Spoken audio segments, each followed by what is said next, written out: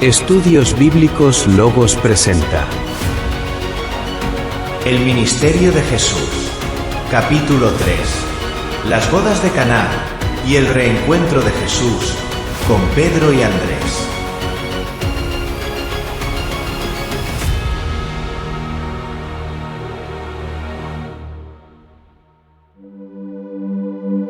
Las bodas de Caná de Galilea. Estando en Nazaret, Jesús presenta a Felipe y a Natanael a la familia, y fueron muy cordialmente recibidos por María y los hermanos de Jesús. La intención de Jesús no era quedarse en Nazaret, sino continuar hasta Capernaum, donde se encontraría con Pedro y Andrés. Pero su madre aprovecha el momento para decirle a su hijo acerca de una invitación que les había llegado para asistir a unas bodas que se estaría llevando a cabo al día siguiente de su llegada, en una de las villas de Galilea, cercana a Nazaret, llamado Caná. Caná era una aldea que se encontraba a unos 8 kilómetros al norte de Nazaret, camino hacia Capernaum.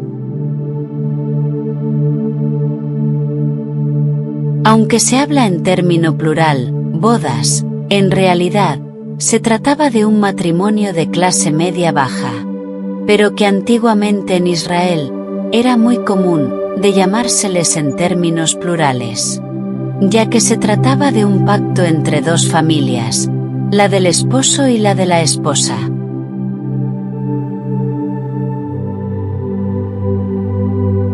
Cuando la fiesta estaba en pleno desarrollo, sucede que se acaba el vino para los presentes. Entonces se creó una especie de preocupación en el ambiente, de lo cual María se entera y también comienza a preocuparse. Y le dice a su hijo que se les había terminado el vino. Ahora bien, no sabemos qué o cuál afinidad había entre María y los dueños de la fiesta, que manifestó esa preocupación a su hijo Jesús, diciéndole que el vino se había acabado. La pregunta es, ¿esperaba algo María de parte de su hijo? ¿Un milagro? La respuesta es, no, ya que Jesús todavía no había dado señal alguna que revelara ser el Hijo de Dios. Jesús no tomó de muy buena manera esta observación que le hiciera su madre, y casi que la reprende, y le dijo: ¿Qué tienes conmigo, mujer? Aún no ha venido mi hora. Era obvio que Jesús apenas empezaba su ministerio, descalificando lo descrito en el Evangelio apócrifo de Tomás, donde se narran un conjunto de milagros hechos por Jesús en plena niñez y juventud, donde también se incluyen resurrecciones. Aquí el apóstol Juan nos deja bien en claro que Jesús comienza a trabajar directamente en la obra del Señor, es luego de su bautizo. Jesús luego pensó que era la hora de demostrar parte del poder de su Padre. Por eso le comenta a su madre lo que piensa hacer. Y ésta le asiente con la cabeza, que está de acuerdo. Y por eso pide a los sirvientes que hagan lo que Jesús le pida. Luego Jesús observó que había 6 tinajas, que estaban acomodadas en un sitio de la casa, que se usaban para contener el agua para el rito de la purificación. Aunque en el texto se traduce tinajas de piedra, lo que en realidad quiere decir es que se trataban de tinajas de barro cocido, ya que jamás hemos escuchado hablar de tinajas de piedras en ningún lugar. Eran como especies de vasijas grandes, hechas de barro crudo. y que luego eran cocidas al fuego, para que tomaran dureza y hermeticidad. Estas vasijas eran utilizadas para la purificación, y esto nos da a entender que las bodas eran de una pareja de levitas, ya que eran los que por tradición se purificaban para hacer labores ministeriales en el templo.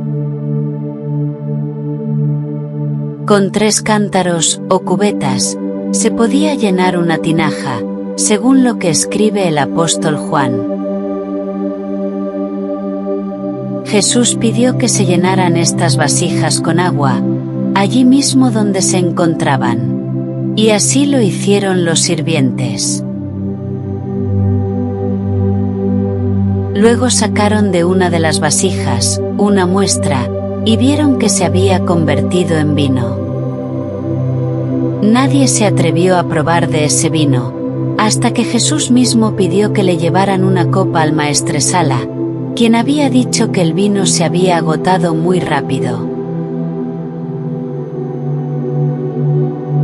El maestresala era el jefe de los mayordomos, encargado de todo lo que se servía en la fiesta, y sería quien le diera el visto bueno.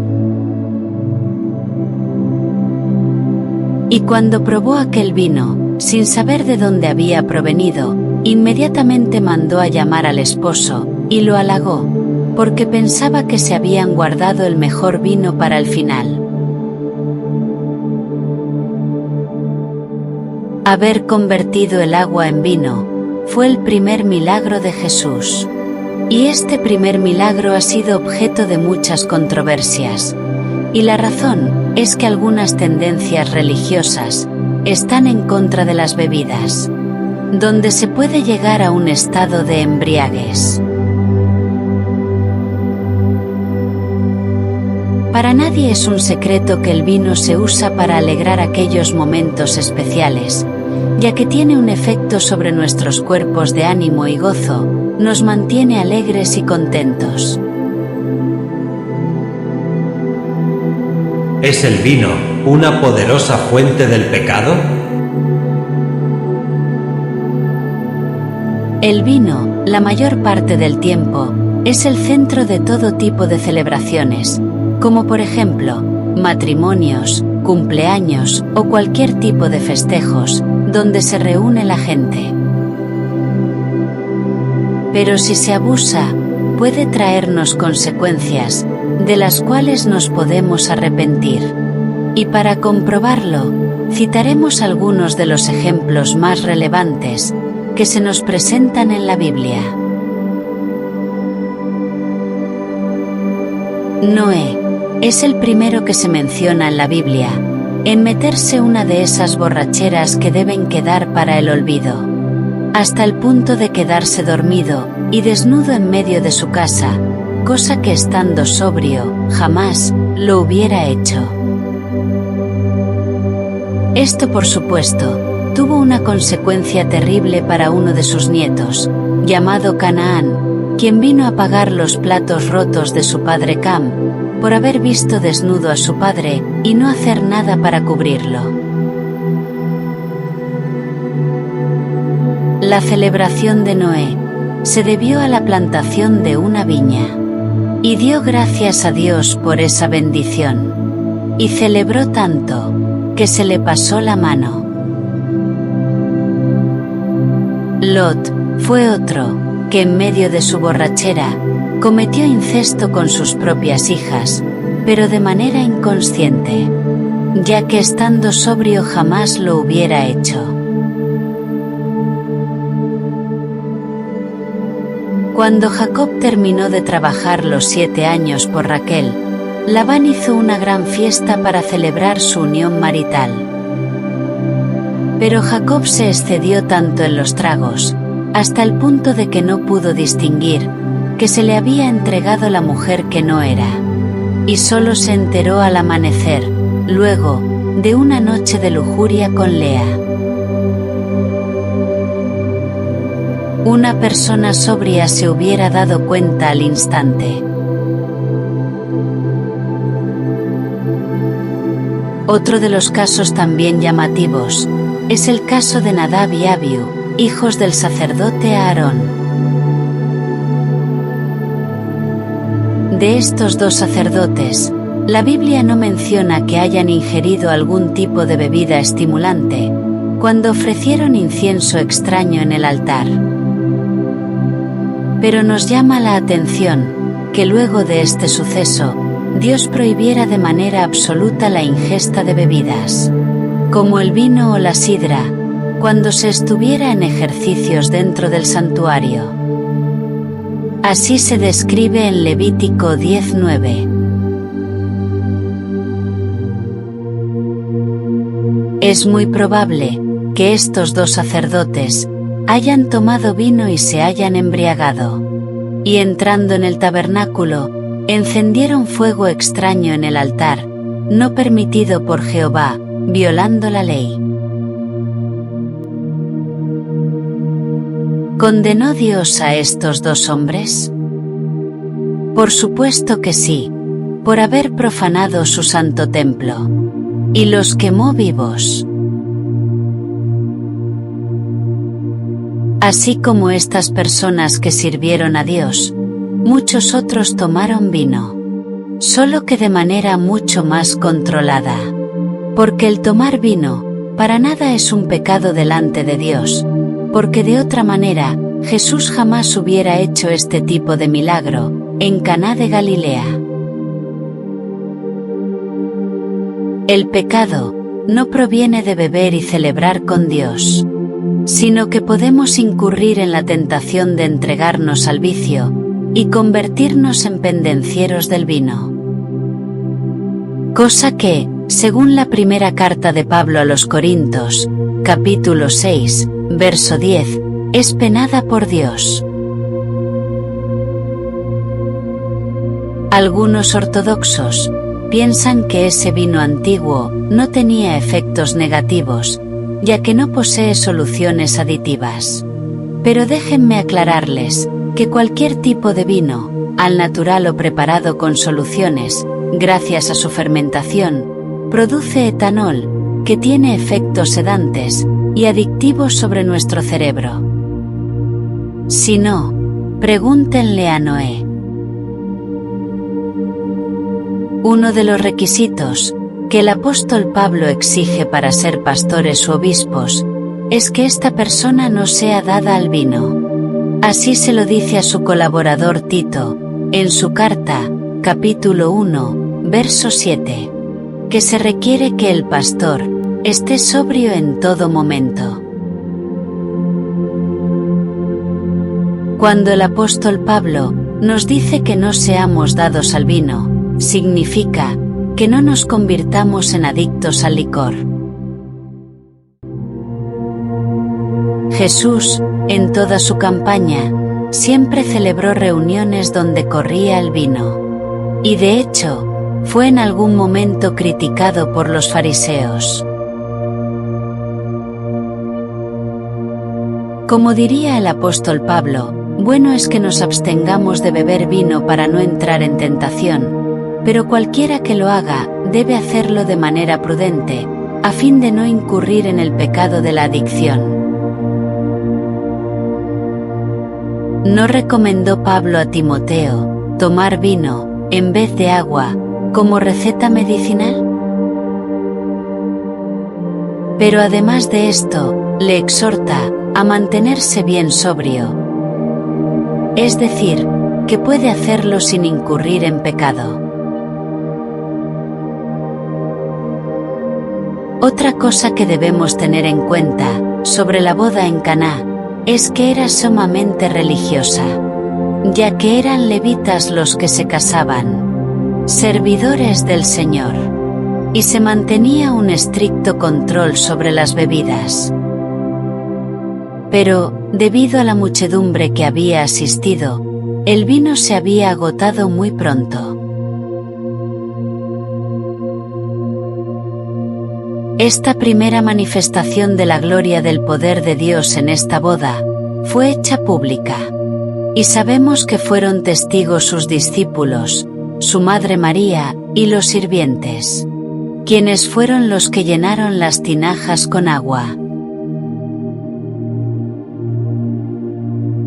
Y de esta manera Jesús, el Hijo de Dios, dio inicio a su campaña de señales y milagros. Los sirvientes fueron los primeros en correr la voz entre los presentes. Y se empezó a crear cierta fama hacia Jesús, desde ese momento. Ahora bien, haciendo un resumen sobre los acontecimientos en la vida de Jesús, luego de ser bautizado por Juan, tenemos que la tentación en el desierto solo es narrado por los primeros 3 evangelios, menos el de Juan. Mientras que, por el otro lado, quien nos relata la manera como Jesús conoce a sus primeros discípulos, es el Evangelio de Juan. He allí la diferencia. Por lo cual, los 3 primeros evangelios se les denomina sinópticos, ya que son muy parecidos y poseen una gran afinidad. A medida que vayamos avanzando en nuestro estudio sobre el ministerio de Jesús, nos daremos cuenta que los evangelios sinópticos basan sus relatos más que todo en los acontecimientos de Jesús en la provincia de Galilea, mientras que Juan se enfoca más en los hechos acaecidos, pero en la provincia de Judea. Todo esto tiene su explicación.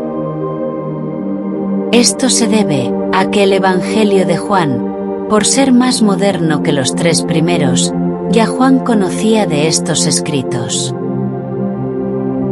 Y dado a que fue testigo cercano a Jesús, sabía que faltaban cosas por narrar, más que todo, en los hechos acontecidos en Judea. Y por eso su enfoque es más que todo hacia lo ocurrido en Jerusalén y zonas aledañas. Jesús en Capernaum.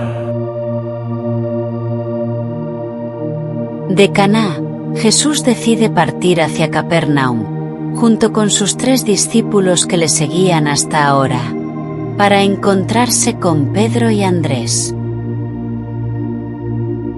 Hacemos hincapié en que Marcos, Mateo y Lucas, al momento de relatar esta historia, desconocían que ya Jesús había conocido a Pedro y Andrés en Betábara. Otra cosa que nos llama la atención es el hecho de que Marcos y Mateo, según sus cronologías, describen este encuentro entre Jesús y los hijos de Jonás, es a partir de que Juan el Bautista cayera preso. Como se puede leer en Mateo 4:12 y Marcos 1:14. Cuando en realidad no era así, ya que Juan el Bautista caería preso un poco más de 2 años más tarde, luego de que Jesús comenzara su ministerio.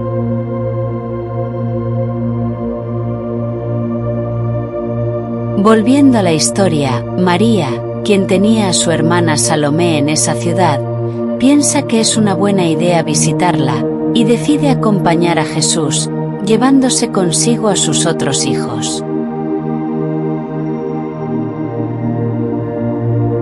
Salomé era la esposa de Zebedeo, y la madre de Jacobo y Juan. Y en su casa es donde se quedaría María y sus hijos, para regresarse en unos días nuevamente a Nazaret. Pero Jesús tenía pensado quedarse mucho más tiempo.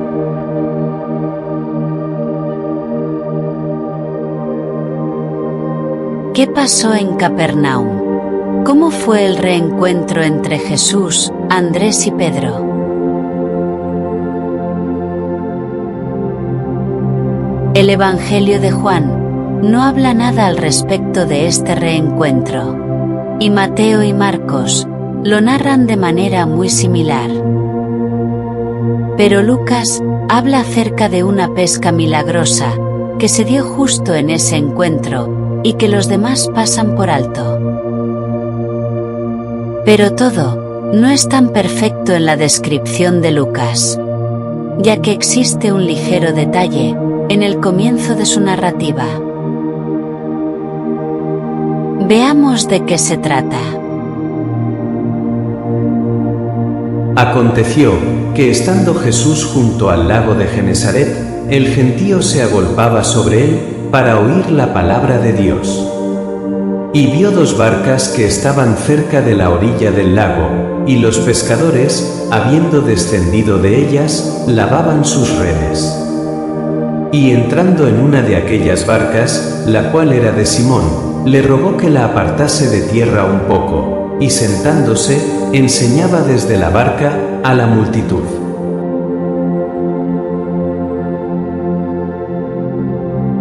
Sin duda alguna, que al principio de esta narrativa, Lucas está mezclando dos eventos diferentes, ya que, cuando Jesús predica a la multitud desde la barca en Capernaum, se corresponde, es con otro evento, que sucederá mucho más adelante.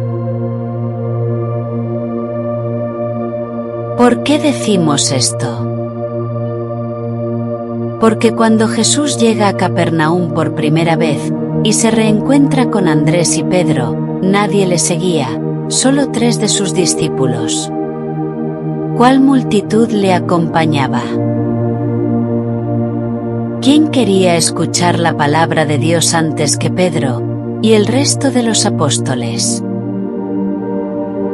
Esto es corroborado por el apóstol Juan, cuando nos dice que Jesús apenas venía bajando de Caná, y lo más probable es que solo lo acompañaban 3 de sus discípulos, Felipe, Tomás y Natanael. Así que el trabajo está en tratar de ordenar un poco la historia, lo que verdaderamente sucedió cuando Jesús llega por primera vez a Capernaum, como el ungido de Dios. Cuando Jesús entra a Capernaum, se aparta de su madre, y se va en busca de Pedro y Andrés, y los consigue que estaban remendando las redes, pues habían pasado toda la noche pescando, pero sin lograr coger algún pez. Al verlo, Pedro y Andrés se alegraron mucho, a pesar de la cara de fatigados que traían. Jesús les alienta a volver al mar, y él irá con ellos. Entonces dijo a Simón: Boga mar adentro, y echad vuestras redes para pescar. Pero Pedro no se siente de mucho ánimo para regresar, ya que habían pasado toda la noche trabajando, y nada habían pescado. Maestro, toda la noche hemos estado trabajando, y nada hemos pescado, mas en tu palabra echaré la red. Jesús le dijo a Pedro que no necesitaba alejarse mucho de la orilla, ya que no irían en busca de los peces, porque los peces vendrían a ellos. Y desprendiendo las amarras de la barca, se apartaron un poco de la orilla, y lanzaron las redes. No pasó mucho tiempo, cuando la barca empezó a moverse de manera brusca, pues las redes estaban a punto de explotar con tantos peces. Y entre ellos 2, no podían levantar las redes, por lo cual le hicieron señas a Jacobo y a Juan, quienes eran sus compañeros de pesca, para que fueran en su ayuda, porque parecía que la barca se hundía. Pedro se había llenado de mucho temor, pues jamás había visto algo similar. ¿Quién era este hombre que hacía que los peces le obedecieran?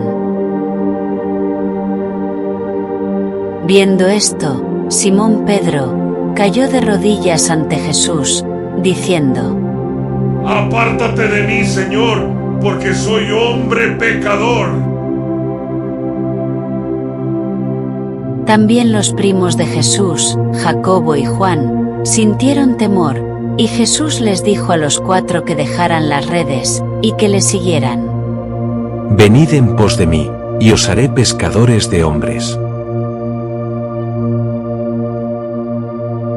Hasta ahora, Jesús había captado a 7 de sus primeros discípulos, todos pescadores.